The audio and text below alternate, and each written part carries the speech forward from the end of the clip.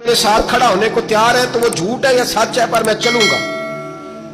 جب امام علی مقام نے اصرار فرمایا تو جو آپ کے قریبی صحابہ کرام کی اولادیں تھی ساری، یہ بھی اب بیماری ہے، کچھ لوگ کہتے ہیں جی صحابہ نہیں ساتھ چلے، تو میں کہتا ہوں اہل بیت نبوت کہ تو کل افراد 21 تھے، تو 72 میں باقی اولادیں کس کی تھی؟ وہ ساری صحابہ کی اولادیں تھیں، وہ سارے۔ پتہ نہیں کیوں اس طرح کا فلسفہ بیان کیا جاتا ہے جس میں حالات خراب ہو۔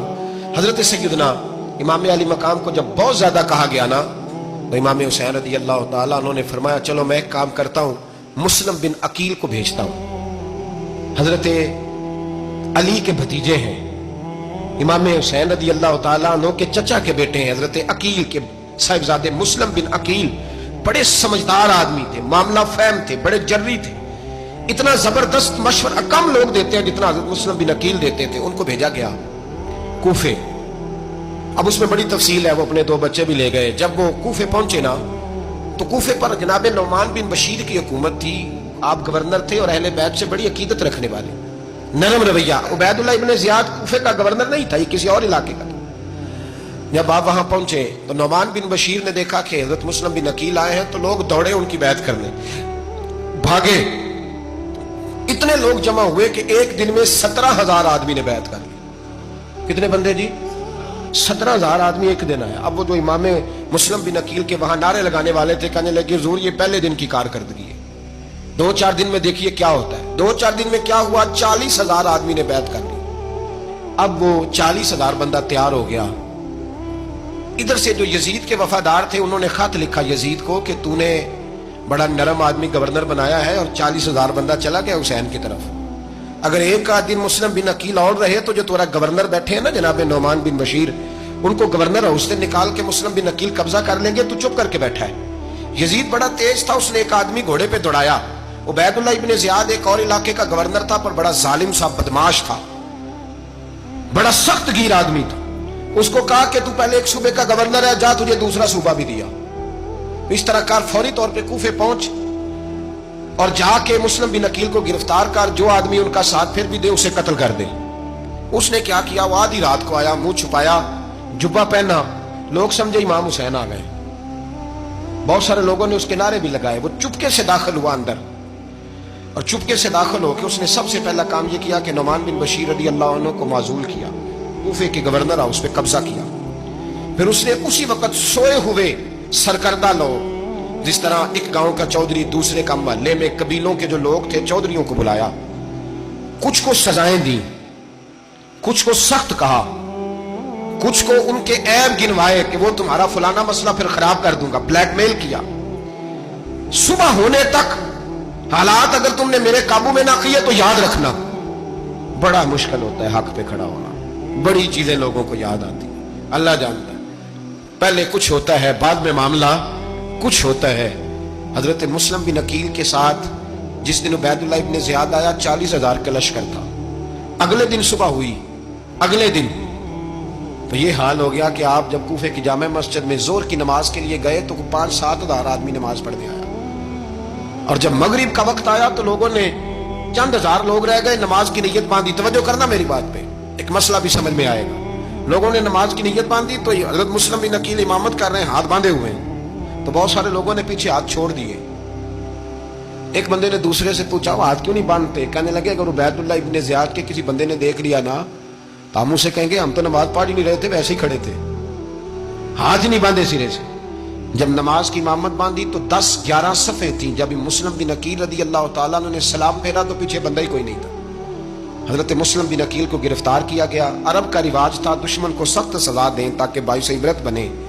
بہت اونچا مینار تھا کوفے کا گورنر ہاؤس کا، اوپر لے جا کے جناب مسلم بن عقیل کو زمین پہ گرایا گیا، اور جب وہ شہید ہو گئے تو شہید ہونے سے ایک رات پہلے وہ خط لکھ چکے تھے امام حسین کو کہ آپ آ جائیں، حالات بڑے اچھے۔ خط ملا تو امام حسین مکے سے کوفے کی جانب چل پڑے۔ امام علی مقام رضی اللہ تعالیٰ عنہ جب چل پڑے، تشریف لا رہے تھے تو رستے میں فرزق شاعر ملا، بڑا محب اہل بیت تھا۔ رستے میں ملاقات ہوئی، اللہ اکبر۔ حضرت مسلم بن عقیل جب گرایا شہید ہو گئے تو پھر اس نے اس طرح کیا کہ آپ کی لاش کو لٹکا دیا چوک میں۔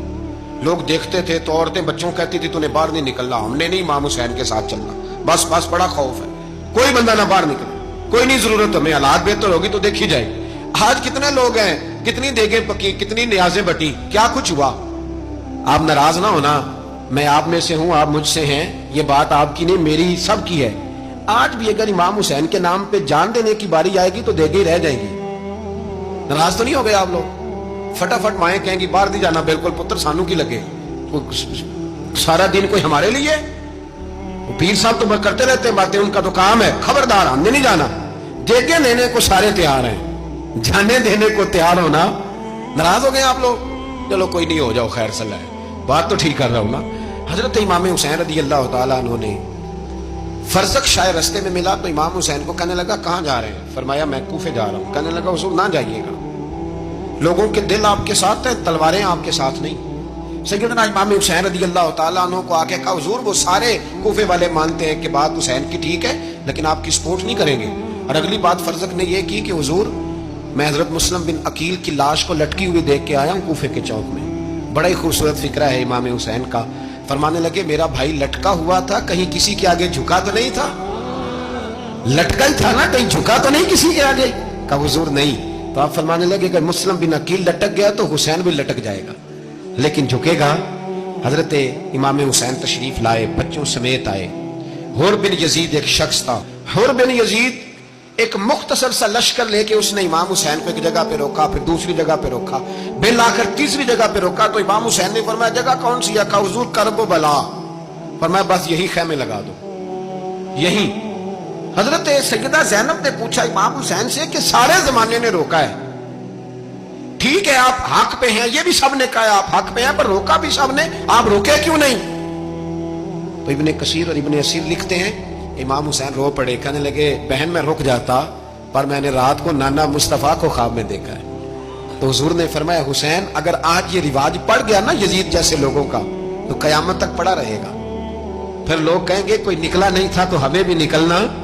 پھر لوگ ظالموں کے سامنے گردنیں جھکانے کے عادی ہو جائیں. میں کہتا رہتا ہوں، کہہ رہا ہوں، کربلا کی جنگ کفر اسلام کی جنگ نہیں، کفر اسلام کی جنگ نہیں کربلا کی.